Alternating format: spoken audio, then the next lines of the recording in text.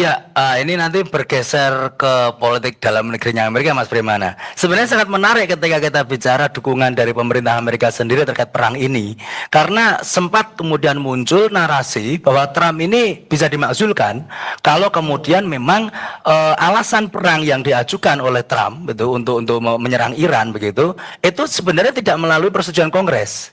Jadi based on Trump initiative itu kan. Jadi dia langsung we will attack Iran gitu kan. Tidak perlu kemudian ada persetujuan parlemen kata Trump gitu. Hal ini tentunya menimbulkan pro dan kontra di internal parlemen Amerika sendiri di Kongres, di mana Partai Demokrat dengan terang melihat bahwa yang dilakukan ini berbahaya. Kalau kemudian kita istilahnya tidak mencapai kesepakatan akan penyerangan kepada suatu negara, ya kan runyam sendiri untuk citra Amerika dan juga tentunya terkait anggaran yang ada seperti itu. Jadi duitnya Amerika sendiri juga akan menjadi bermasalah. Tadi betul ketika Pentagon mengusulkan kemudian via Gedung Putih untuk di Kongres, saat ini akan menjadi satu checkpoint begitu yang sangat penting. Ketika kemudian dana itu disetujui misalnya dan kemudian Amerika berperang lanjut begitu di Iran, tentunya tekanan dalam negeri akan semakin besar, akan semakin masif.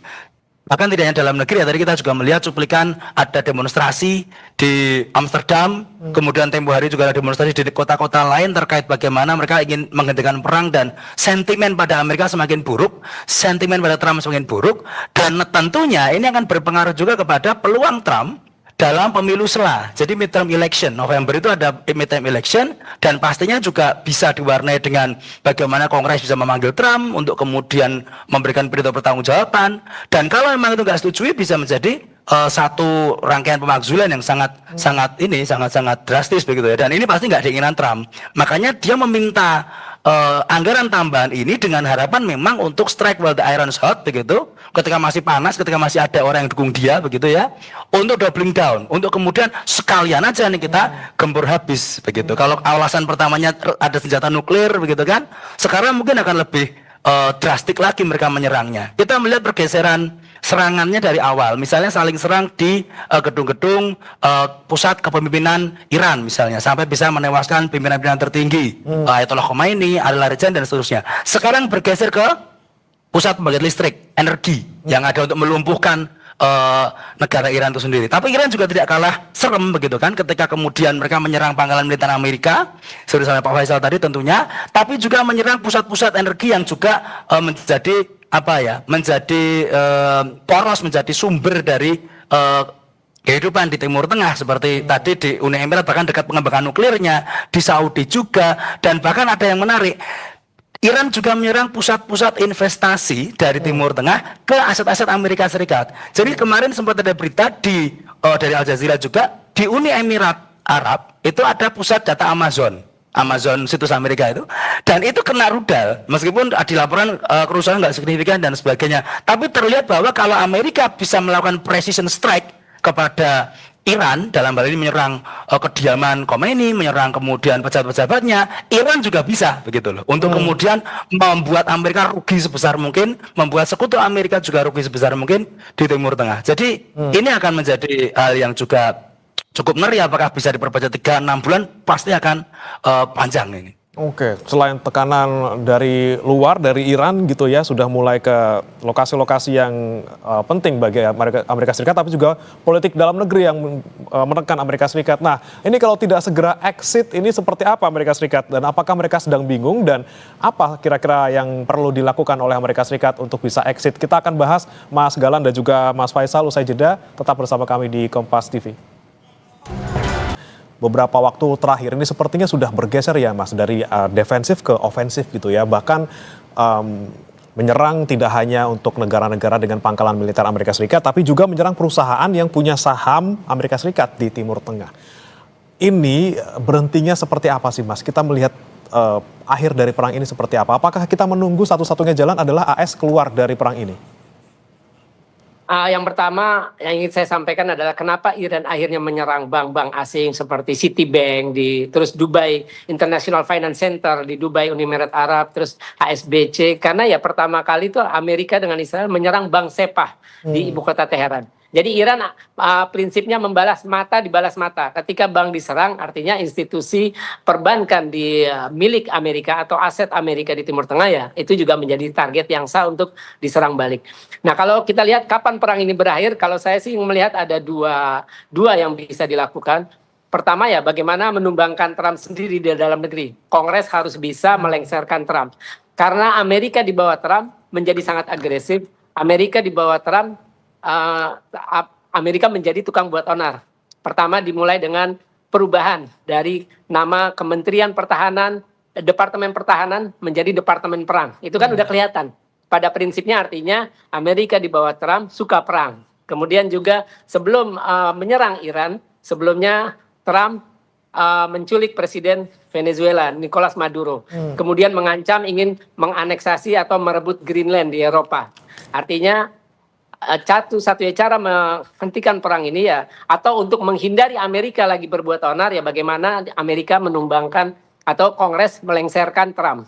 Yang kedua adalah dalam konteks dunia, kedamaian itu baru bisa tercapai kalau ada keadilan. Nah, selama ini Amerika maupun Israel sebagai pembuat onar sering melanggar hukum internasional, tidak pernah mendapat sanksi. Saya kira ya, kalau memang negara-negara dunia berani harus memberikan sanksi ekonomi, sanksi diplomatik, artinya memutuskan semua kerjasama dengan Amerika maupun Israel. Nah, pertanyaannya apakah negara-negara ini berani? Kalau kita lihat kemarin konteks perang Gaza 2 tahun, semua negara muslim ada 14, termasuk Turki, Uni Emirat Arab, Bahrain, Maroko, Yordania, Mesir. Tidak ada yang berani memutus hubungan diplomatik dengan Israel, padahal tetangganya, negara tetangga sesama etnis Arab, Gaza, Palestina, sedang dibantai 2 tahun oleh Israel.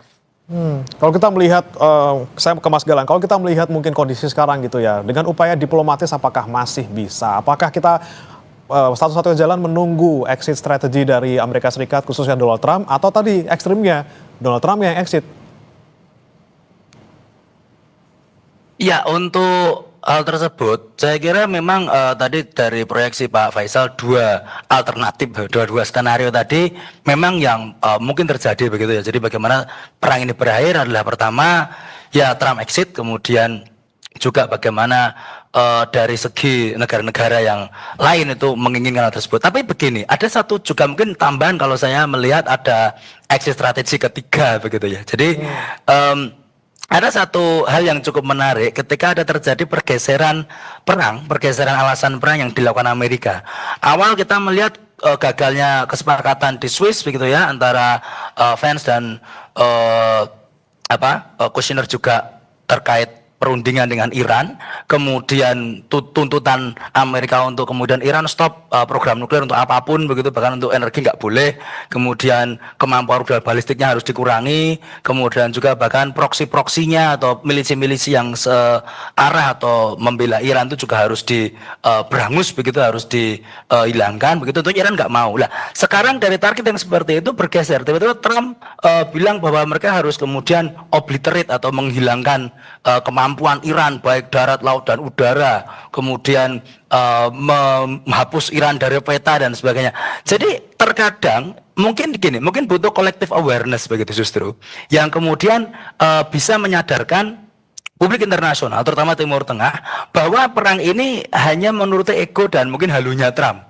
Jadi selain tadi ada tekanan dari dalam negeri, Trump harus lengser, juga harus ada penolakan yang kencang dari kawasan bahwa agenda yang dilakukan Trump ini sudah bukan menjadi interest bersama dari negara-negara teluk begitu. Meskipun saya yakin mereka juga nggak mau karena kerugiannya lebih banyak kan, nggak bisa jualan minyak dan sebagainya. Cuma hanya karena alasan keamanannya itu dijamin Amerika, selama ini banyak investasi Amerika yang kemudian terkait di sana dan lain sebagainya. Ketika satu poin kebencian itu ditujukan bukan ke Amerika tapi ke Trump, jadi ada satu istilahnya personal hatred begitu yang kemudian muncul dari publik Timur Tengah ke Trump dan akan semakin meluas. Saya kira itu bisa menjadi alasan untuk kemudian menekan Amerika supaya mereka keluar. Ketika Amerika sudah tidak populer dan itu diketahui oleh seluruh pihak, baik dari dua pihak ya, baik dari Amerika sendiri maupun dari Timur Tengah, ini bisa menjadi alternatif juga yang kemudian mendorong